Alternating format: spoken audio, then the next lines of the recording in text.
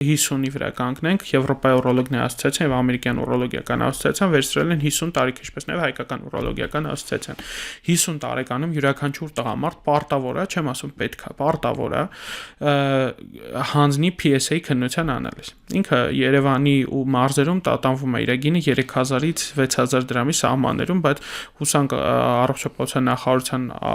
համապարփակ ապահովագրությունը, երբ որ մտնի, այդ անալիզները կմտնեն չեքափերի մեջ, այսինքն պարտադիր սկրինինգների մեջ ու գիտենք 65+ տարիքը մտնում է պետությունն է ֆինանսավորելու, այս փոքրիկ այտենց ուրախալի լուր է էլի Հայաստանում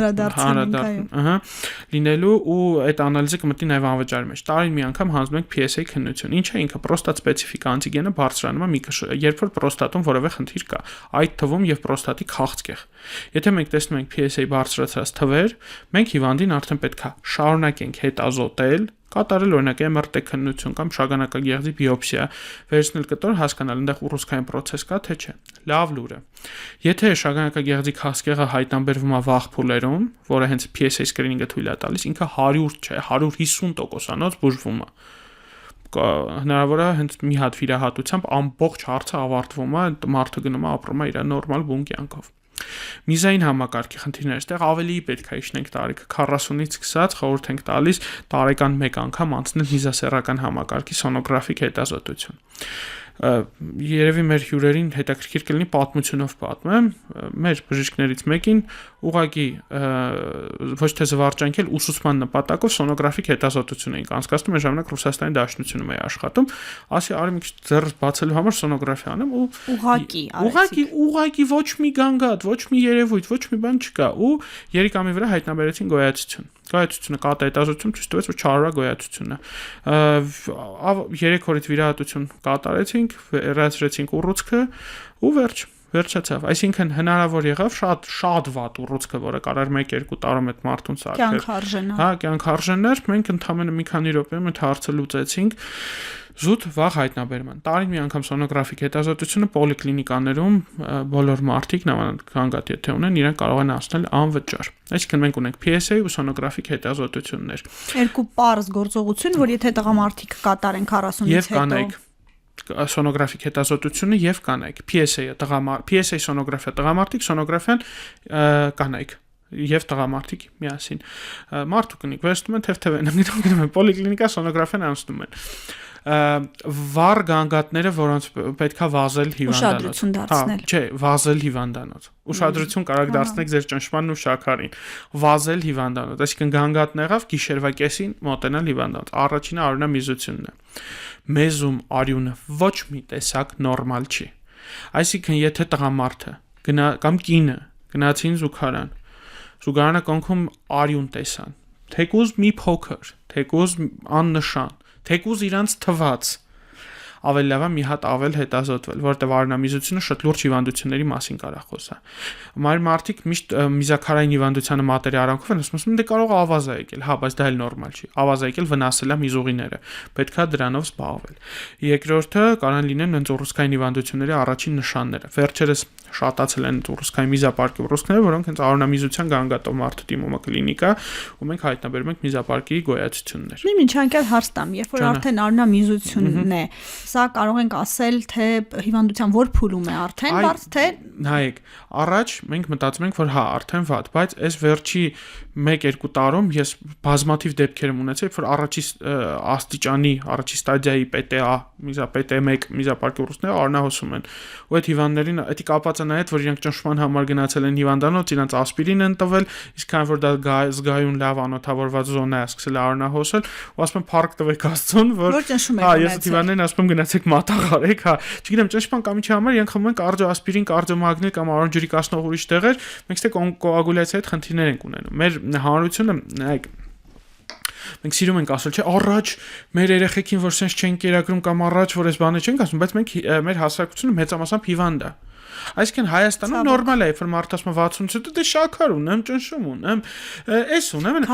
նորմալ չէ, 40-ից հետո նորմալ չէ, այսինքն լուրջ հիվանդությունների անունը տալիս, այսինքն շաքարային դիաբետ, մահացու լուրջ հիվանդություն է։ Դե շաքարով չունի, ճնշումով չունի։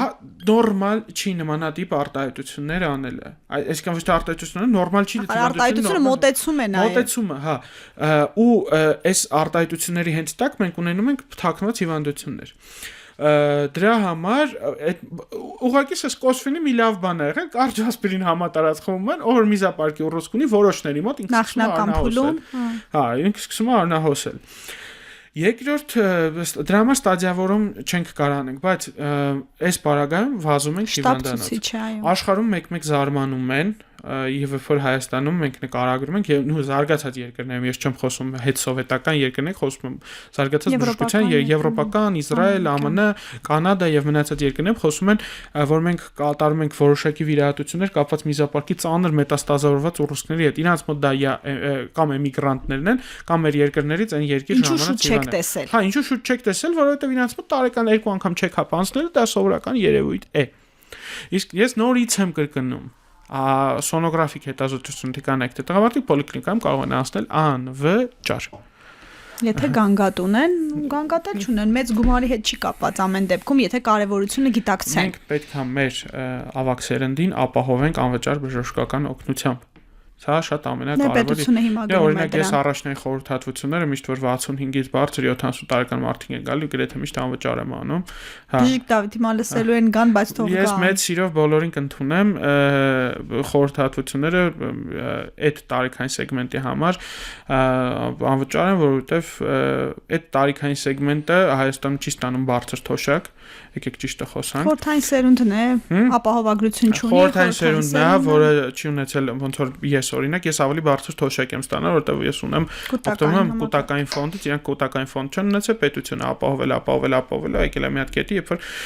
հնարավոր չի լինի այդ ապահովությունը, դրա համար փորձում ենք ամենախոցելի խավն են այս առումով։ Ես տատի պապիներին շատ եմ սիրում, իրանց հետ աշխատելը մեծագույն հաճույք է, միշտ թող ամենան մենք իրանց սիրով կընդունենք։ Հիմա գանք տատիկների մոտ։ Տատիկների մոտ նույն միզասեռական համակարգին նույն գանգատները արյուն տեսան, վազում են տատիները հիվանդանոց։ Հեշտոցի չորությունը։ Կլիմաքսից հետո մենք ունենում ենք հեշտոցի չորություն։ Եվրոպայի ուրոլոգների ասոցիացիայի ուղղացույցները հստակ ասում են, հեշտոցի չորությունը պատճառ է կրկնվող ցիստիտների։ Այսինքն, եթե կինը երկար տարիներ ունենում է կրկնվող ցիստիտ, պետք է այստեղ բացառել հեշտոցի չորությունը։ Այստեղ ինչ ենք անում, ներարգանդային սոնոգրաֆիկ հետազոտությունը պետք է կատարել։ Ներարգանդային սոնոգրաֆիկ հետազոտությամբ հայտնաբերենք կա արդյոք պատճառ նմանատիպ չունենք հակացություն էստրոգենային մոմիկների, հատուկ մոմիկներ են, այսինքն մենք կինը չի ունեցել իր մոտ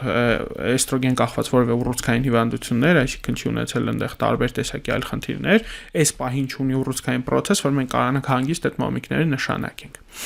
Երկրորդը այստեղ պրոկտոլոգի հետ աշխատանքն է շատ կարևոր, այդ տարիքում շատ են լինում հեմորոյ, աղիքիճակ եւ այլն։ Կինը, որ ունի հեմորոյ, կինը, որ ունի աղիքիճակ, բացառված չի, որ ունենալու է ցիստիտ, որովհետեւ Escherichia coli, որ աղիքային ցուպիկը, որը առաջացնում է ցիստիտը, ինքը սիրում է բազմանալ հետանցքում։ Իսկ գեմառոյա կամ աղիքիճակը իրանք բաց հարյունային համակարգ են, տաք միջավայր, բակտերիան իր համար պարկի ծովափին հանգստանում է։ Ու իրանք շատ հեշտ անցնում են դեպի միզուկ, միզուկից միզապարկ եւ բորբոքման են բերում։ Այդ տարիքի կանայք շատը հենց չեն բողոքում հենց բունցիստիտից, այսինքն իրանք միզապարկը չի բորբոքած, իրանք ասում են ներքևը, ավելի ներքևը միզելու վերջում, այսինքն միզուկն է բորբոքված իրանք մոտ։ Այդ համչորությունն է համակարգային ցուպիկի կոլոնիզացիան։ Լույս աղիքային ցուպիկը ունի չանչեր։ Ինքը չանչերով կպնում է մեր միզապարկի պատերին։ Մենք մեկ-մեկ որ բակտերիաների մասին խոսում ենք, ես որպես երիտասարդ գիտնական կամ բժիշկ sense ասեմ, մենք մոռանում ենք, որ մենք խոսում ենք կենդանի օրգանիզմի մասին, որը բազմանում, զարգանում, ապրում է նույն ցիկլը, ինչ որ մարդը, ճիշտ է, մարդը ապրում է 70-80 տարի, բակտերիան ապրում է 2 օր, բայց ինքը ապրում է կյանք։ Ու այդ կյանքում ինքը այն մեխանիզմները, որ Չարլզ Դարվինը ժամանակին նկարագրել է, որ ադապտիվ պետք է լինեն երկրագնդի վրա ապրելու համար, բակտերիան էլ ունի։ Ինքը ստեղծել է չանչերով կապտում է միզապարկի պատերին ու չի փոխվում։ Մենք պետք է միզապարկի պատերը հարթացնենք հատուկ դեղորայքի միջոցով, որ իրան գան թափվեն։ Այսինքն 60 կանանց ցիստիտի մենեջմենթի մեջ, այսինքն բուժման մեջ կարևոր է հեշտոցի չորությունը բացառել, հետանցքային process-ները եւ կատարել միզապարկի պատերի հաստատման process-ը։ Շիշկ վատթարագույն սցենարները նայենք եւ տղամարդկանց մոտ եւ կանանց մոտ։ Տղամարդկանց մոտ շագանակագեղձի քաղցկեղա երիկա։ Մի այդ վարկեք թե չստացվի որ վախեցնում ենք, բայց ամեն դեպքում ասենք, որ եթե այս մի քիչ անհանգստացնող երևույթներին բանտեղ չդրեցիք, վերջը